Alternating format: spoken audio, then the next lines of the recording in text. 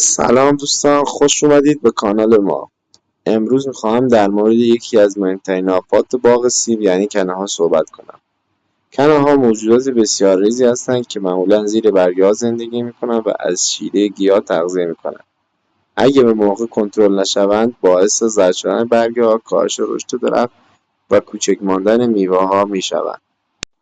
اولین نشانه‌های وجود کنه این است که روی برگ‌های لکه‌های ریز زرد یا نقره‌ای دیده می‌شود. اگه برگ‌ها را برگردانید ممکن است خود کنه با تاره‌های بسیار نازک آن را ببینید. در مراحل شدید برگ‌ها خشک می‌شوند و حتی ممکن است بریزند. در باغ ما هم هر سال با گرم شدن هوا احتمال ظاهر شدن کنه بیشتر می‌شود.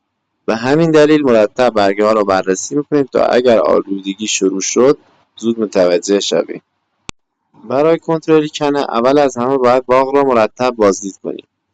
اگه جمعیت کنه کم باشد شستشوی درختان با آب میتواند تا حدی کمک کند و گرد و غبار روی برگها را هم از بین برد. اما اگر آلودگی زیاد شود معمولا باید از سم مناسب طبق دستور مصرف استفاده کرد. نکته مهم این است که یک سم را همیشه استفاده نکنید چون کنه ممکن است به آن مقاوم شود. همچنین هنگام سم‌پاشی باید زیر برگ‌ها را هم کاملا خیس شوند چون بیشتر کنه ها همانجا قرار می‌گیرند. بعد از سم‌پاشی هم چند روز بعد دوباره باغ را بررسی کنید. اگه مطمئن شوید آفت کنترل شده است، رسیدگی منظم و بازدید هفتگی بهترین راه جلوگیری از خسارت شدید کنه هاست. اگر شما هم باغ سیب یا هر نوع باغ دیگری دارید تجربه‌تان را در مورد مبارزه با کنه در قسمت نظرات بنویسید. حالا میخواهم یکی از سموم پرکاربرد باغات را معرفی کنم. آبامکتین. آبامکتین یکی از سموم مؤثر برای کنترل کنه ها و بعضی آفات مکنده و غیره است. این سم بیشتر از طریق تماس و تغذیه روی آفت اثر میگذارد و باعث از بین رفتن آن میشود.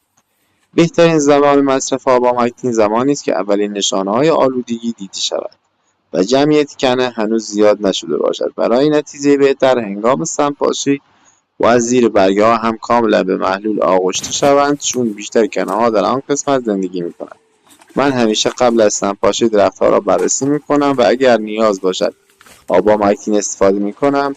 همچنین سعی می‌کنم یک سم را همیشه تکرار نکنم تا احتمال مقاوم شدن آفات کمتر شود. مقدار مصرف آبامکتین را هم طبق برچسب مسئول یا توصیه کارشناس گیاه‌پزشکی تنظیم کنید. سم رکنایت یکی دیگر از سموم متخصصی برای کنترل کنه در باغات است. این سم برای کاهش جمعیت کنه ها استفاده می شود و در مدیریت آلودگی کنه نقش مهمی دارد. برای اینکه رکنایت بهترین نتیجه را بدهد باید در زمان مناسب با پوشش کامل شاخ و برگ به ویژه زیر برگ ها سم‌پاشی انجام شود. همچنین بهتر از مصرف مداوم یک سم خودداری شود و در صورت نیاز سموم با گروه‌های مختلف به صورت تناوبی استفاده شود تا خطر ایجاد مقاومت در کنه‌ها کاهش پیدا کند. بعد از سم‌پاشی باغ را طی چند روز آینده دوباره بررسی کنید تا از کاهش جمعیت کنه مطمئن شوید.